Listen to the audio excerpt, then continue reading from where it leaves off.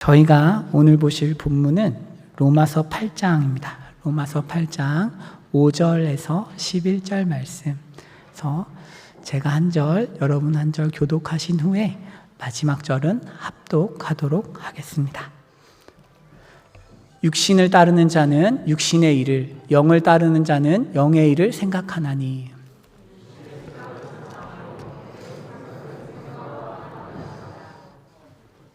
육신의 생각은 하나님과 원수가 되나니 이는 하나님의 법에 굴복하지 아니할 뿐 아니라 할 수도 없음이라. 만일 너희 속에 하나님의 영이 거하시면 너희가 육신에 있지 아니하고 영에 있나니 누구든지 그리스도의 영이 없으면 그리스도의 사람이 아니라.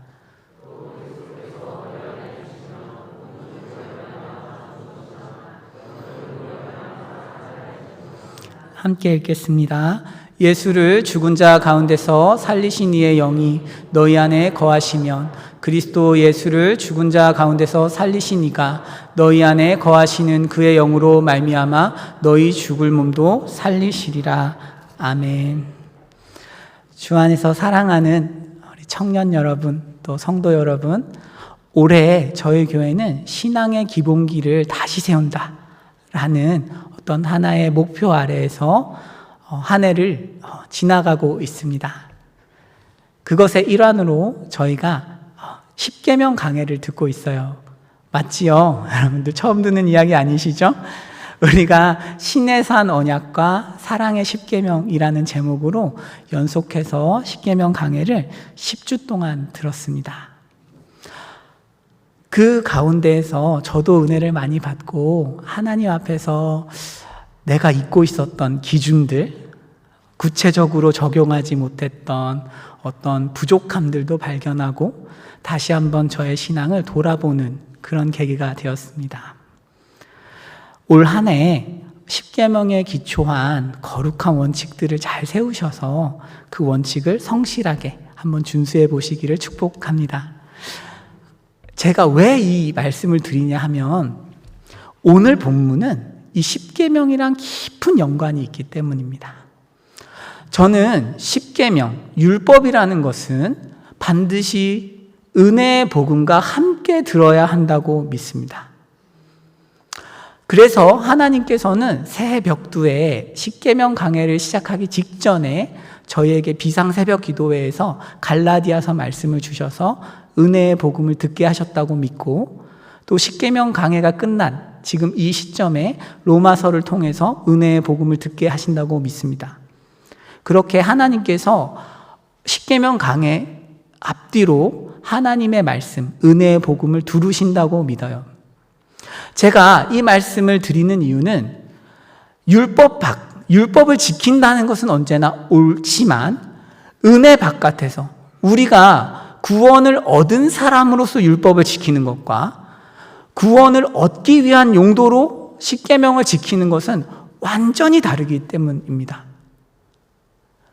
만약 우리가 십계명을 하나님 앞에서 공로를 쌓는 용도로 혹은 하나님 앞에서 구원을 얻기 위한 용도로 지킨다면 율법은 선한 기능을 하지 못하기 때문입니다. 엄청난 차이가 있어요. 그래서 본질적으로 십계명이라는 것은 은혜의 복음을 믿는 사람들, 전적으로 하나님의 은혜로만 구원을 받았다고 믿는 사람들만이 율법을 지킬 수 있고 율법의 요구를 실현할 수 있기 때문입니다. 하지만 이런 진리와는 별개로 현실에서 사람들은 오직 믿음만으로 구원받는다는 이 복음을 오해합니다. 사실 그렇잖아요. 직관적으로 구원을 받는 데 있어서 행위를 조건으로 내걸면 보다 사람들이 더 거룩하게 살려고 노력하지 않을까? 이게 인간의 생각이거든요. 그런데 성경은 절대 그렇지 않다는 것입니다. 구원의 조건에 율법을 지키는 것이 들어가는 순간 인간은 구원을 얻으려고 애쓰지만 구원에 결코 도달할 수 없고 자기 의만 쌓다가 오히려 죄를 더 지어서 심판과 사망에 이르게 된다는 것이 성경의 논리입니다. 은혜의 복음을 그래서 이해하기가 쉽지 않은 거죠. 오늘 저희가 본문으로 삼은 이 로마서는, 이 로마 교회라는 곳은 이방인 그리스도인과 유대인 그리스도인이 섞여 있는 공동체입니다. 그래서 율법을 어떻게 해석할 것인지를 놓고 많은 논쟁이 있는 상황이라고 할 수 있어요. 거룩한 행위가 필요하다는 걸 다 알지만 믿은 사람이 거룩하게 살아야 한다는 건 너무나 잘 알아요. 여러분들 최근에 넷플릭스 보셨나요? 제가 이런 말하면 은혜가 안 됩니까? 넷플릭스를 보셨나요? 더 글로리라는 작품이 있어요. 최근에 굉장히 인기를 얻은 작품인데 그 작품에 교회를 다니는 인물이 나옵니다. 그 작중에서 담임 목사님 딸이에요. 그런데 마약을 하고 하여튼 학교 폭력도 저지르고 엉망인 인물입니다. 그래서 이 인물이 마치 믿음으로 의롭게 되는 복음을 믿으면 이렇게 되는 것처럼 그려놨어요. 인간은 은혜의 복음을 이해하지 못합니다. 유대인들도 은혜의 복음을 이해하지 못해요. 그래서 오늘은 이 본문을 통해서 바울이 은혜의 복음만이 왜 율법을 지킬 수 있는지를 설명하고자 하는 거예요. 바울은 율법을 지켜야만 하나님 백성이 된다고 주장하는 사람들을 향해서 이렇게 대답합니다. 8장 4절인데요. 육신을 따르지 않고 그 영을 따라 행하는 우리에게 율법의 요구가 이루어지게 하려 하심이니라. 아멘. 바울은 율법의 요구를 따르는 삶이라는 것은 오직 하나님 영을 받은, 오직 성령 받은 그리스도인만이 이룰 수 있다라고 역설하고 있습니다. 힘주어서 역설하고 있어요. 자, 그래서 우리가 이 얘기는 많이 했으니까 과연 그 원리가 무엇이냐는 것입니다. 원리가. 도대체 왜 율법을 지켜서 구원을 받는다고 하면 사람은 이상한 곳으로 가게 되는 것인지에 대해서 바울이 그 다음 구절부터 쭉 설명을 합니다. 한번 5절에서 8절인데요. 5절, 6절을 한번 같이 읽어보시면 좋겠습니다. 시작. 육신을 따르는 자는 육신의 일을, 영을 따르는 자는 영의 일을 생각하나니 육신의 생각은 사망이요 영의 생각은 생명과 평안이니라. 아멘. 지금 바울은 이런 이야기를 하고 있어요. 만일 너희가 율법을 지켜서 구원에 이르고자 한다면 그것은 결국 사망으로 갈 뿐이다. 그러면서 7, 8절에서는 이렇게 쓰여 있어요. 하나님의 법에 굴복하지 않고, 굴복하길 원하지 않고, 굴복할 수도 없다. 너희가 율법을 지켜서 구원을 얻는다고 하는데 사실 너희는 율법을 지키고 싶지도 않고 지킬 수도 없다 라고 이야기합니다. 그 이유는 율법이 선하고 거룩하고 의로운 것은 맞는데 인간이 타락했기 때문입니다. 하나님의 율법은 아무 문제가 없어요. 문제는 인간 편에 있습니다. 인간 편에 있어서 이 거룩하고 너무 아름답고 위대한 율법이 인간에게 다가왔을 때 타락한 인간은 율법을 왜곡합니다. 두 가지 방식으로 왜곡하는데요. 첫 번째는 이런 것입니다. 율법을 어떻게 왜곡하냐면 하나님의 법이 인간을 억압한다고 왜곡합니다. 무슨 얘기냐 하면 하나님의 법이 인간을 억압한다고 왜곡한다는 것은 로마서 7장에 나와 있어요. 한번 보실까요? 로마서 7장 11절 말씀인데요. 죄가 기회를 타서 계명으로 말미암아 나를 속이고 그것으로 나를 죽였는지라 이렇게 돼 있습니다. 자, 여기서부터 잘 들으셔야 돼요. 여기서 속인다는 표현은 지금 바울은 이 속인다는 표현을 창세기 사건을 생각하면서 쓰고 있는 것입니다. 하와가 속은 사건이에요. 무슨 말이냐 하면 죄가 율법이 우리에게 금지된 명령을 하잖아요. 살인하지 마라, 간음하지 마라, 도둑질하지 마라, 거짓말하지 마라, 탐심을 내지 마라 라고 금지된 명령을 가지고 인간에게 오면 인간은 그 명령 앞에서 이런 생각을 한다는 것입니다. 하나님의 법이 나를 억압하는구나. 내가 자유를 누리는 데 있어서 하나님의 법이 방해가 되는구나 라고 생각하기 시작한다는 거예요. 예를 들어서 우리가 남에게 나쁜 말을 하고 싶습니다. 조금은 나쁜 말도 하고 거짓말도 하고 싶어요. 자기의 유리함을 위해서, 승진을 위해서, 혹은 사소한 거짓말이라 할지라도 자기의 이익을 위해서 거짓말을 하고 싶습니다.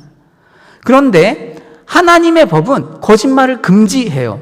그러면 인간은 이렇게 생각한다는 것입니다. 하나님의 법 때문에 내가 많은 손해를 보네. 거짓말하지 말라고 해서 내가 많은 손해를 보는구나. 학업의 문제에서도 마찬가지죠. 주의를 지켜라, 안식일을 지키라는 법이 그것 때문에 나의 자유를 박탈당한 느낌을 가지는 것입니다. 그것이 속이는 거예요.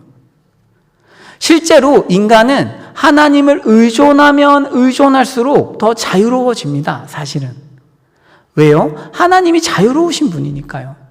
하나님이 자유를 좋아하시기 때문에 우리에게 자유를 주고 싶어 하십니다. 하지만 인간의 죄성이라는 것이 율법을 바꿔버리는 거죠. 율법을 바꾸어 놓아서 하나님 앞에서 우리가 율법을 오해하게 만드는 거예요. 그래서 어떻게 되냐면 율법을 지키고 싶지 않아집니다. 20대까지는, 20살까지는 억지로 교회에 왔더라도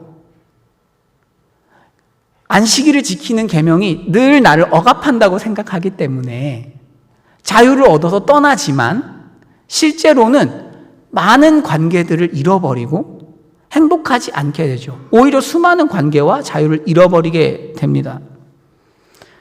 이런 측면에서 육신의 생각을 쫓는다는 것, 육신의 생각을 쫓아 사는 사람은 하나님의 법에 굴복하길 원하지 않고 오해하고 있으니까요. 그리고 의지로 욕망을 누르는 것은 한계가 있기 때문에 반드시 죄를 짓게 되어 있습니다. 능력이 없는 거죠.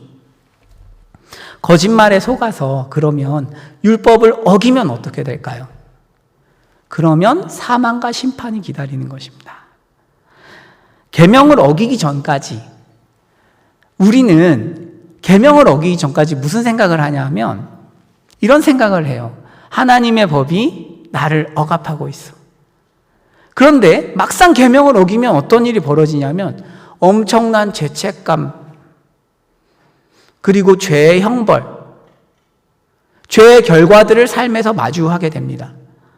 오히려 하나님의 법과 더 깊이 결속됩니다. 오히려 하나님의 법이 더욱 내 인생을 옥죄어 오는 것이죠. 오히려 자유를 잃어버립니다. 가장 대표적인 예로, 여러분, 물론 청년 집회니까 이 예가 굉장히 적절하진 않은데, 예를 들어서 불륜이 있을 수 있어요. 너무 좋아하는 이성을 만난 거죠. 결혼을 했는데. 그러면 이런 생각을 한다는 거예요, 사람은. 하나님의 법 때문에 내가 간음을 못하는구나. 진짜 사랑을 내가 할 수 없구나. 그렇게 해서 속아서 넘어가면 어떻게 돼요? 가정을 잃어버리게 되죠. 배우자를 잃어버리게 됩니다. 그렇게 인생이 망가지는 거죠.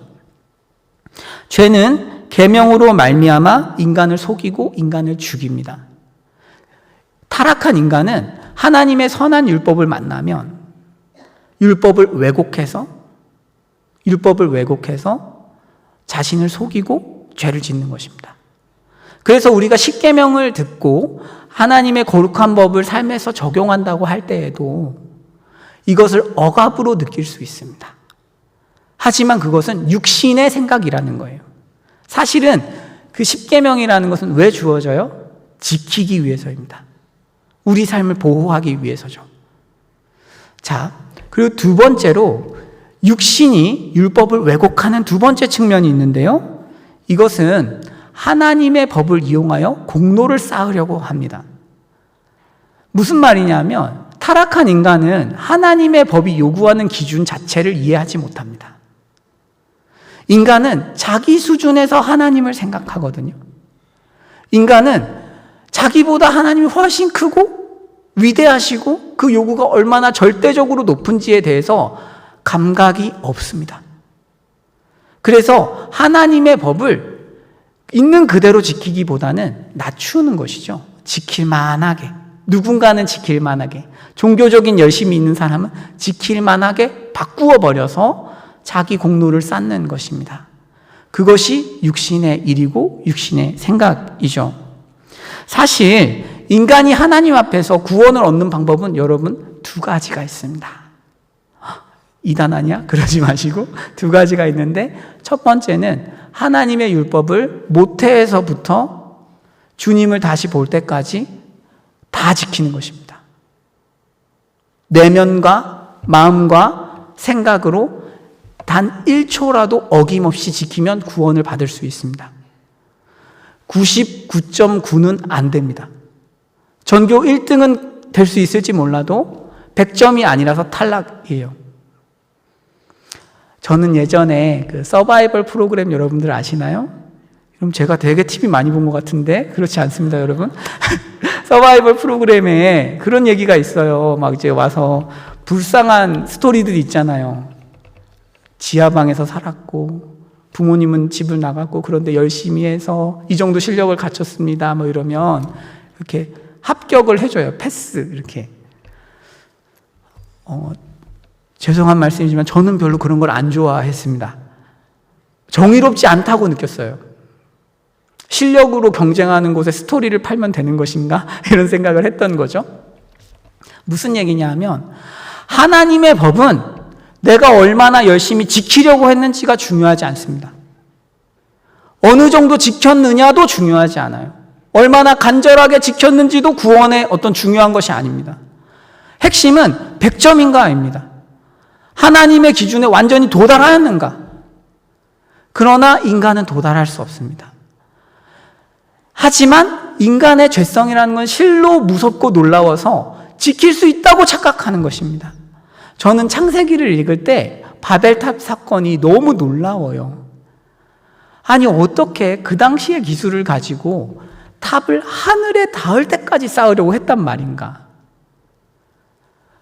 아니 100m만 돼도 높이가 100m만 돼도 못할 것인데 하늘에 닿을 때까지 쌓으려고 했다는 그 표현이 인간의 어떤 어리석음을 잘 보여주죠. 하늘이 얼마나 높은지조차 감각이 없어요, 인간은.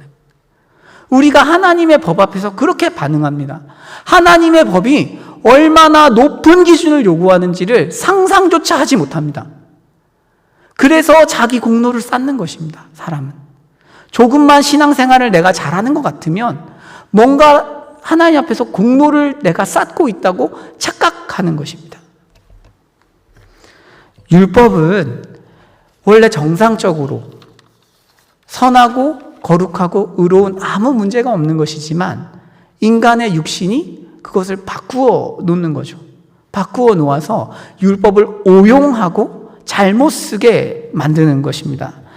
그래서 우리가 율법 앞에서 조금 소름 돋는 것 중 하나는 타락한 인간은 율법을 떠나서 멀리 가더라도 율법을 지킬 수 없고 율법을 지키고자 전심으로 노력할 때에도 고작 자기 공로를 쌓는 용도이기 때문에 율법을 지킬 수 없습니다. 육신을 가진 사람은 은혜의 복음을 알지 못하면 육신을 가진 사람, 육신의 작용으로 말미암아 최선의 노력을 경주하고 내가 율법에 헌신하고 교회에 몸을 바쳐서 살더라도 구원에 이르지 못합니다. 그것은 자기 공로일 뿐이에요. 율법의 요구를 이루지 못합니다. 본래 율법의 요구는 하나님과 교제하고 사랑하고 하나님과 친밀함을 누리는 것이기 때문에 자기 공로를 쌓는 용도가 아니기 때문이죠. 우리가 지금 이곳에 오신 분들은 멀리 계명을 떠나서 사시는 분들은 아닐 것 같아요. 대부분은. 다만 우리도 육신을 가졌기 때문에 은혜의 복음을 잃어버리고 신앙생활을 열심히 하면 할수록 하나님의 의와 생명에서 멀어지는 놀라운 경험을 할 수 있다는 것입니다. 사랑하는 여러분, 혹시 최근 신앙생활을 하시면서 다른 사람들과 나를 비교하시거나 다른 사람들의 헌신 앞에서 나의 헌신, 나의 종교적인 열심이 혹시 초라하게 여겨지지는 않으셨습니까? 육신은 늘 자기 자신에게 집중하게 만듭니다. 결국 은혜의 복음이라는 것은 전적으로 은혜로만 구원을 받는다는 거예요. 주님의 공로로 구원을 받는 것이기 때문에 정말 주님의 복음을 믿는 사람은 자기 행동에서 조금 자유로워집니다. 자아에서 해방됩니다. 알고 계신가요? 조금은 자기를 내려놓을 수 있게 돼요. 왜냐하면 하나님 앞에서 구원이 나의 노력이나 나의 성과나 나의 성취에 달린 것이 아님을 깨닫기 때문에 조금 자기에게서 노연하게 됩니다. 하지만 은혜의 복음을 모르는 사람들은, 전적으로 구원이 은혜로만 이루어진다는 사실을 거부하는 사람들은 늘 자기 공로가 어느 수준인지 확인하기 위해서 옆 사람과 비교하게 되어 있습니다. 그러면서 저 친구는 저 정도, 난 이 정도. 그래서 신앙생활을 하면 할수록 비교하고 열등감을 느끼고 우월감을 느끼면서 행복하지 않습니다. 한 공동체의 성패는 얼마나 이 율법, 육신을 따라서 율법을 오용하는 사람들이 줄어들고 하나님 앞에서 바르게 율법을 사용하여서 하나님과 교제하는 사람이 늘어나는지 여부에 달려 있습니다. 우리가 공동체를 이뤄서 교회 생활을 한다고 할 때 열심히 하는 것보다 더 중요한 게 있다면 오해하지 마십시오. 열심히 해야 됩니다. 그런데 그것과는 별개로 얼마나 내가 하나님 은혜에 감사하여서 나의 어떤 성취와 공로나 나의 영역을 내어줄 수 있는가, 조금은 맘 편히 내려놓을 수 있는가가 핵심적이라고 할 수 있습니다. 사랑하는 여러분, 저는 우리 교회가 정말 좋은 교회라고 생각합니다. 여러분들 기분 좋으라고 드리는 말씀이 아니고 정말 그렇게 믿습니다. 저는 그런데 이 좋은 교회에 하나님이 저를 왜 부르셨을까라고 생각할 때 하나님께서 제가 조금의 기여를 해서, 제 기여는 아니고 주님이 저를 통해서 은혜의 복음을 전해서 위대한 교회로 만들기 원하신다고 믿어요. 청년 공동체가 정말 위대한 공동체가 되기를 축복합니다. 그 이유는 주님이 은혜의 복음을 가르치시고 은혜 안에 우리를 잠기게 하심으로써 정말 놀라운 공동체를 약속하고 계시기 때문이죠. 지금까지 제가 율법이 육신을 만났을 때 어떻게 왜곡되는지를 가르쳐 드렸어요.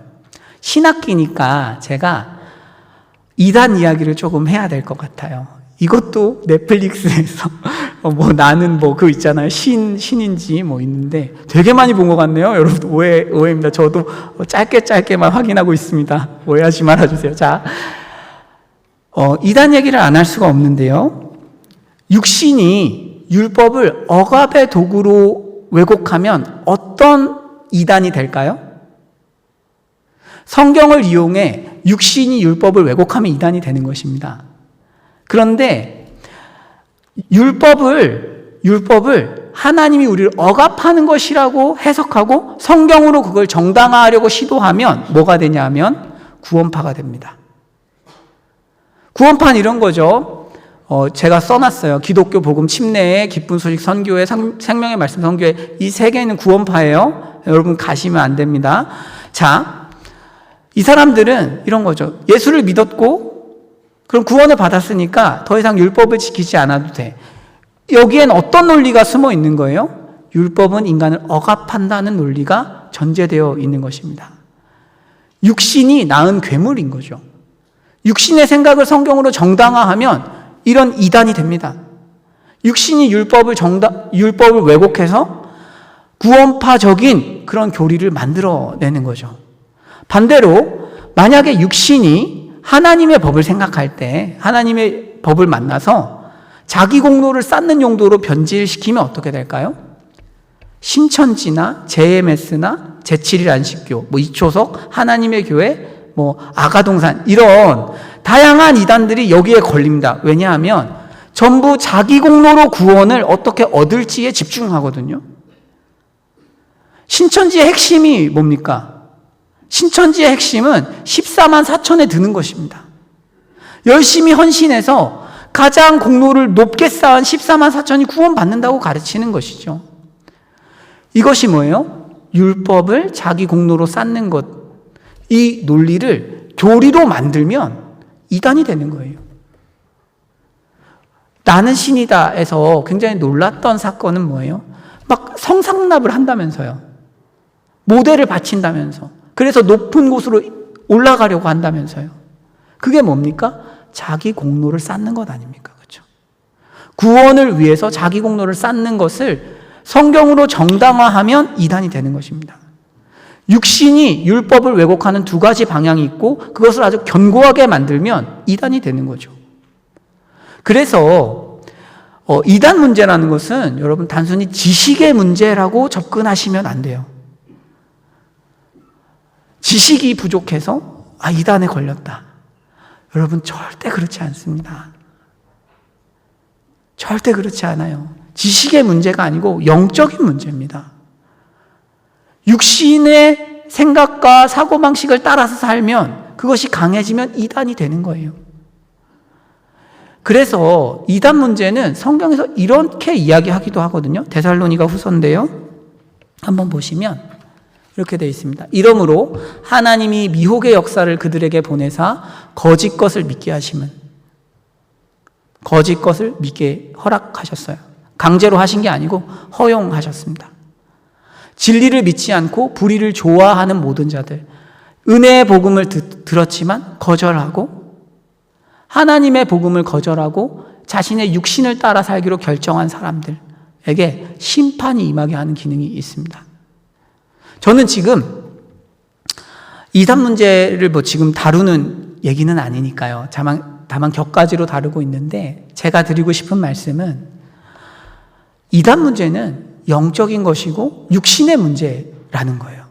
육신이 율법을 왜곡하면 이단이 돼요. 우리 역시도 그래서 육신의 생각을 하고 어떤 육신의 그런 일들을 경험하면 자기 공로에 빠질 수 있는 것이죠.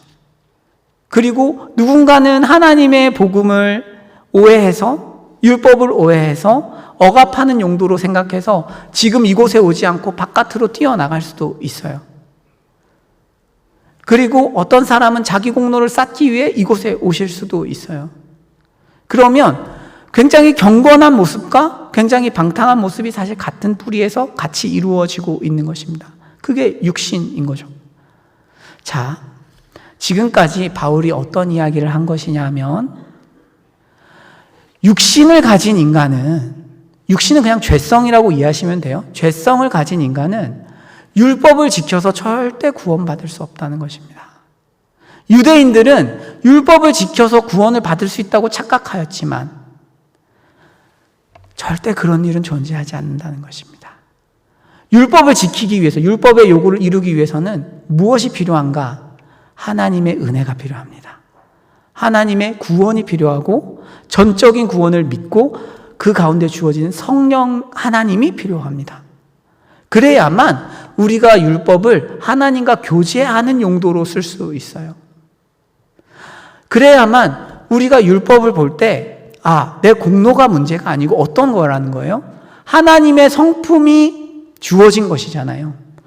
나와 하나님이 사랑하는 관계이기 때문에 적어도 주님은 나를 지극히 사랑하신다는 것을 우리가 알기 때문에 그 앞에서 어떻게 하는 거예요? 하나님의 선호를 생각하면서 사는 것이죠. 하나님이 이걸 좋아하시니까 하나님이 거짓말하는 걸 싫어하시는구나. 단순히 내 공로를 쌓기 위해서 말을 안 할 수 있습니다, 사람은. 그런데 그것이 아니라 하나님을 사랑하니까 내게 주신 구원이 확실하고 나를 십자가에서 사랑하신 그 놀라우신 사랑에 감동하여서 그 주님을 기쁘시게 만드는 용도로 십계명을 바르게 쓸 수 있는 거죠. 자, 대조적으로 은혜의 복음을 믿는 사람은 이제 어떻게 그럼 살아가느냐? 율법을 바르게 쓰니까 생명을 경험하면서 살아갑니다. 여러분, 십자가는 육신의 생각을 박살냅니다. 어떻게 박살내느냐 하면, 십자가에 묶여서 못 박히셔서 돌아가신 우리 구주 예수 그리스도는 우리에게 자유를 주시기 위해서 오셨습니다. 억압자는 십자가를 지지 않습니다. 육신은 하나님의 법을 가리키면서 봐, 하나님은 너를 억압하는 분이야 라고 선언합니다.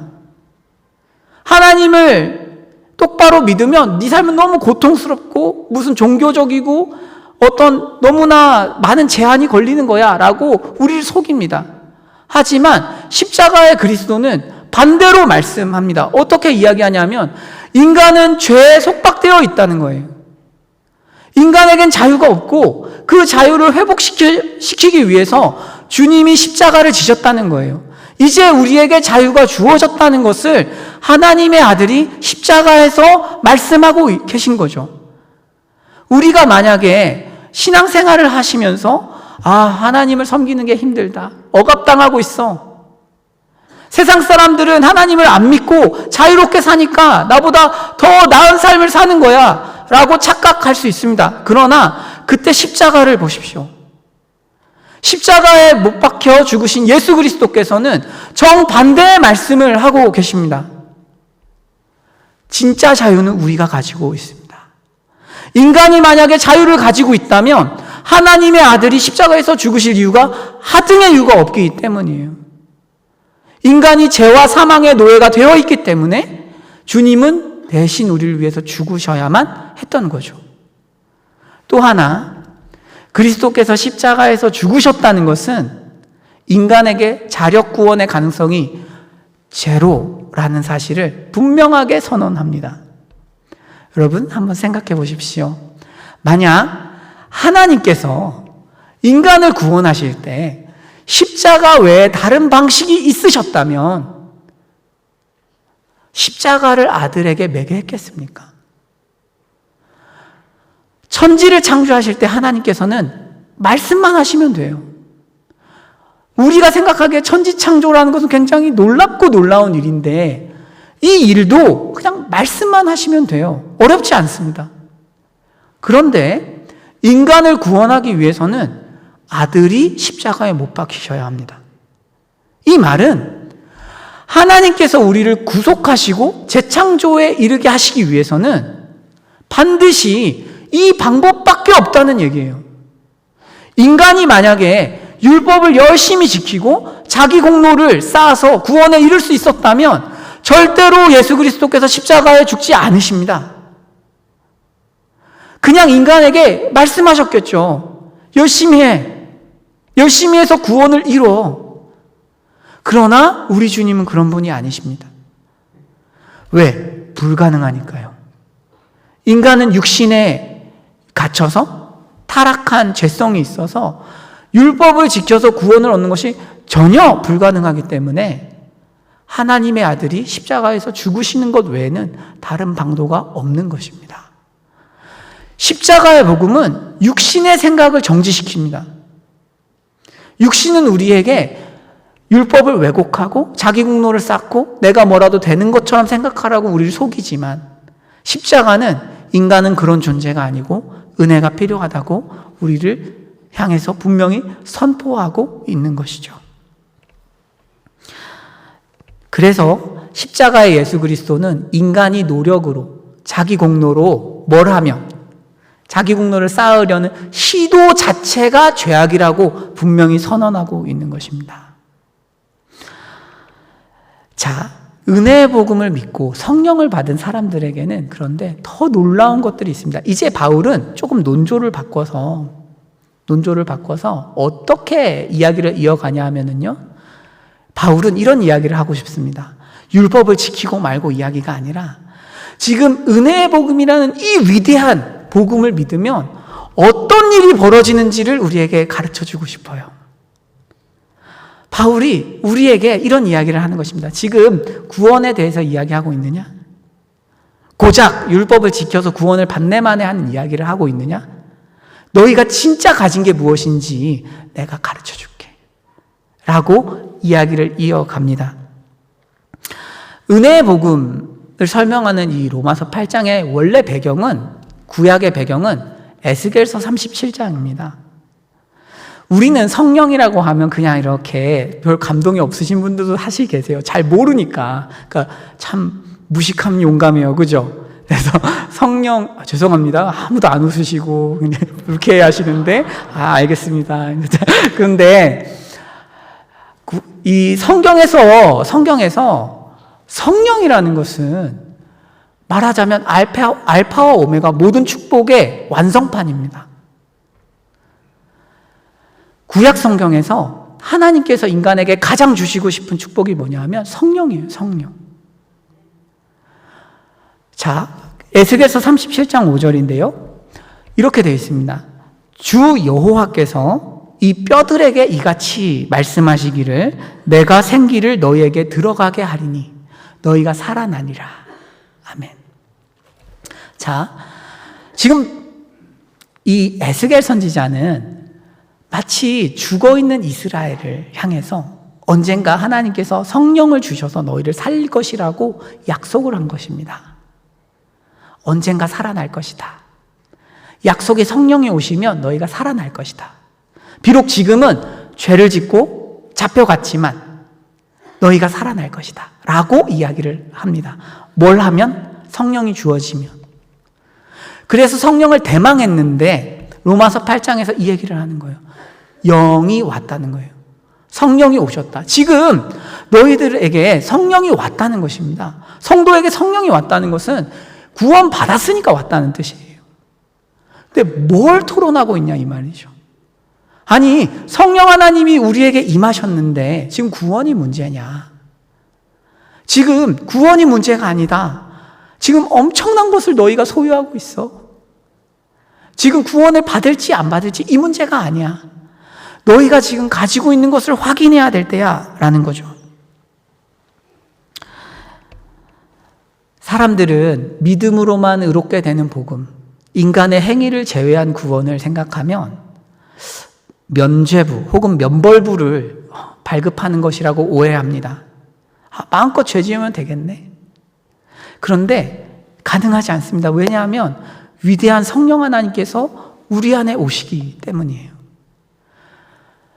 바깥에서 10계명, 돌판에 새겨진 10계명은 인간의 내면을 터치할 수 없습니다. 하지마, 하지마, 하지마, 간음하지마, 도둑질하지마 한다고 해서 그런 마음이 생기는 것은 아닙니다. 어떤 의미에서는 오히려 더 죄를 저지르고 싶어요. 그런데 성령 하나님께서는 우리 안에 오셔서 우리의 안에서 소원을 바꿔버리십니다. 이게 예수 믿는 사람들의 축복인 거죠. 하나님과 교제하면 교제할수록 우리가 신의 성품에 참여하게 됩니다. 단순히 우리가 도덕적으로 더 나은 사람이 되기 위해서 계명을 지킨다면 아무 유익이 별로 없어요. 별로 개선의 여지가 없습니다. 하지만 우리가 주님과 교제하고 일상생활에서 주님을 의식하면서 하나님을 기쁘게 만들기 위해서 움직인다면, 행동한다면 우리 안에는 소원이 바뀌는 그런 전이가 일어나요. 하나님은 인격이십니다, 여러분. 하나님은 인격이시기 때문에 우리가 그분의 인격을 존중해 드리면 주님께서 우리에게 더 많이 자신의 성품을 전가하십니다. 그리고 참여시키세요. 우리는 그리스도인들이 생각했던 것처럼 훈련해서 더 나은 미덕을 가지게 되는 것이 아닙니다. 그렇지 않고 하나님에게서 성품을 받는 것입니다. 그리스도에게 성품을 받는 거예요. 그렇기 때문에 주님과 친해지는 것이 가장 중요합니다. 주님과 친해지는 거예요. 그러면 소원이 바뀝니다. 어떻게? 거룩하게. 죄된 욕망이 꺾입니다. 참지 못하던 것이 참아지고 그렇게 강력하게 나를 사로잡았던 죄를 향한 열망들이 꺾입니다. 왜요? 내가 더 나은 사람이 되어서가 아닙니다. 여전히 죄성이 엄청나요. 그런데 하나님께서, 그리스도께서 우리에게 그 성품을 전가하시거든요. 거룩을 전가하셔서 우리가 거룩하게 살 수 있도록 만들어 주시는 거죠. 여기까지만 해도 여러분 정말 놀라운 일이죠. 그래서 우리가 하나님과 살아가고 영을 따라서 살면 생명과 평안에 이르는 거예요. 구원의 확신을 가지고 살아가면서 이 땅에서 생명을 경험합니다. 생명은 하나님만 주실 수 있어요. 그리고 그 생명을 경험하면서 평안을 누립니다. 아, 맞아. 난 하나님의 사랑받는 자녀야. 나의 순종이 믿음을 온전하게 만들어서 그 믿음 안에서 하나님을 누리게 만드는 거죠. 그래서 평안을 누려요. 생명과 평안을 누려요. 그런데 저는 더 놀라운 것이 복음은 여기서 끝나지 않습니다. 복음은 우리에게 영원까지도 약속하는 거예요.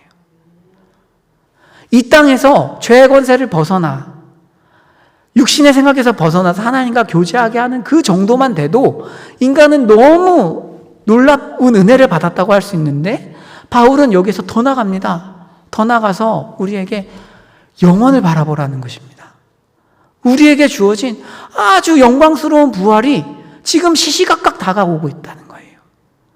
이 사실을 알고 있느냐라고 촉구합니다. 한번 본문을 보실까요? 9절, 10절 여기 한번 읽어보실까요? 시작. 만일 너희 속에 하나님의 영이 거하시면 너희가 육신에 있지 아니하고 영에 있나니 누구든지 그리스도의 영이 없으면 그리스도의 사람이 아니라 또 그리스도께서 너희 안에 계시면 몸은 죄로 말미암아 죽은 것이나 영은 의로 말미암아 살아있는 것이니라. 아멘. 11절도 한번 읽겠습니다. 다음 넘겨주시면 감사하겠습니다. 11절 네, 읽겠습니다. 시작. 예수를 죽은 자 가운데서 살리신 이의 영이 너희 안에 거하시면 그리스도 예수를 죽은 자 가운데서 살리신 이가 너희 안에 거하시는 그의 영으로 말미암아 너희 죽을 몸도 살리시리라. 아멘. 지금 바울은 이런 얘기를 하고 있습니다. 성령이 왔다면 자 11절을 한번 보십시오. 죽은 자 가운데서 예수님을 죽은 자 가운데서 살리신 이의 영이 너희 안에 거하시면 그리스도 예수를 죽은 자 가운데 살리신 이가 너희 안에 거하시는 그의 영으로 말미암아 너희 죽을 몸도 살리시리라. 2번 강조합니다. 다시 살아날 것이다. 영원한 부활에 이를 것이라고 강조합니다. 사랑하는 성도 여러분, 로마서 8장 5절에서 11절 말씀은 지금 우리에게 어떤 곳으로 우리의 시선을 이끌고 있는가 하면 율법을 지켜서 구원을 받고 말고 이 정도의 논쟁에서 이렇게 넘어와서 로마서는 우리를 시선을 부활에 고정시켜 놓습니다. 지금 우리가 구원을 받은 정도가 아니에요. 그냥 단순히 구원을 받았고 그것을 얻기 위해 투쟁하는 그런 삶 정도가 아니라 하나님께서 우리에게 지금 촉구하고 말씀하고 싶어 하시는 것은 십자가에서 예수 그리스도께서 이루신 일이 너무나 놀랍고 그 공로가 크고 유익이 너무나 크기 때문에 우리에게 부활이 주어졌다는 거예요. 부활이 주어졌고 그것을 바라보라고 우리를 촉구하고 있습니다. 단순히 구원을 받았느냐 못 받았느냐 이 문제가 아니고 부활을 소유한 사람으로서 이 땅에서 어떻게 살아갈지를 고민하라는 것입니다. 하나님께서는 지금 우리에게 오늘 본문은 그래서 적용점이 간단해요. 은혜의 복음을 믿고 있느냐? 은혜의 복음을 믿고 있느냐? 육신의 생각에서 벗어나서 지금 성령을 따라서 살고 있느냐? 지금 5절에서 11절은 무슨 선택을 하라는 게 아닙니다, 여러분. 영의 일도 있고 육신의 일도 있으니까 둘 중 하나를 성도로서 잘 택해라 이런 얘기하는 게 아니에요. 그게 아니고 당연히 영의 일과 영의 생각과 이런 것들을 하면서 생명과 평안에 이르고 부활에 이르러야 한다. 그것이 너희에게 주어진, 우리에게 주어진 엄청난 약속이고 그것을 신뢰하고 있느냐? 라고 물어보고 있는 것입니다. 여러분, 이 약속을 신뢰하고 계십니까? 우리에게 주어진 영광스러운 부활을 바라보고 계십니까? 삶이 어려워요. 힘들어요. 이 땅에서는 많은 고난이 있어요. 내일 저희는 하나님 앞에서 어떻게 죄를 죽여가는지에 대해서 배울 것입니다. 복음을 믿은 사람이 어떻게 실제적으로 육신의 죄를 죽여갈 것인지에 대해서 들을 텐데, 비전 채플 11시입니다. 그걸 들을 텐데, 지금 이 본문은 그 말을 하기 전에 부활을 바라보라고 우리에게 촉구합니다. 인생에 어려운 일이 너무나 많고, 내가 태어났고 자란 환경도 긍정할 수 없고, 지금의 상황도 받아들이기 힘들고 어렵지만, 혹은 내가 왜 이런 고난을 받는지 모르겠지만 그것을 하나님 앞에서 우리는 이렇게 생각해요. 왜 이런 일을 주셨습니까? 왜 이런 이해가지 않는 일을 주십니까? 라고 해야 돼. 주님의 첫 번째 대답은 우리를 위로하는 것이라기보다는 이미 가진 부활의 약속을 보라는 것입니다. 얼마나 위대하고 영광스러운 부활이 우리에게 주어졌는지. 사랑하는 여러분, 이 땅은 멸망합니다. 성경은 이 세상이 멸망할 것이라고 분명히 가르쳐요. 이 세상은 멸망합니다. 우리가 이 세상에서 아무리 잘 되더라도. 그러나 다가올 세상이 있습니다. 그곳에서 우리 주님은 우리를 아주 영광스럽게 맞이하실 거예요. 이 믿음이 오늘 우리에게 있기를 축복합니다. 기도하겠습니다. 사랑하는 하나님 아버지, 오늘 저희에게 은혜의 복음에 대해서 듣게 해주시니 감사를 드립니다. 주님, 우리가 구원을 넘어서서 내가 구원을 받은 백성인가? 내가 과연 하나님 앞에서 바로 설 수 있을까? 내 행위가 올바른가? 이것을 고민하는 수준을 넘어서 예수 그리스도의 십자가의 은혜로 말미암아 위대하고 영광스러운 부활을 가진 사람이라는 것을 확신하는 그런 밤 되게 하여 주시옵소서. 사랑하는 주님, 이 시간 저희 기도할 때 우리의 심령이 활짝 열려서 주님 앞에 정말 성령께서 어떻게 일하시는지를 체험할 수 있는 그런 시간 되게 해 주십시오. 말씀으로 선포한 것처럼 성령께서 오시면 우리의 마음에 죄된 욕망이 정말 소멸되고 하나님을 향한 거룩한 열망이 불타는 그런 놀라운 은혜가 있게 하여 주시옵소서. 주님 감사합니다. 예수님 이름으로 기도드렸습니다. 아멘.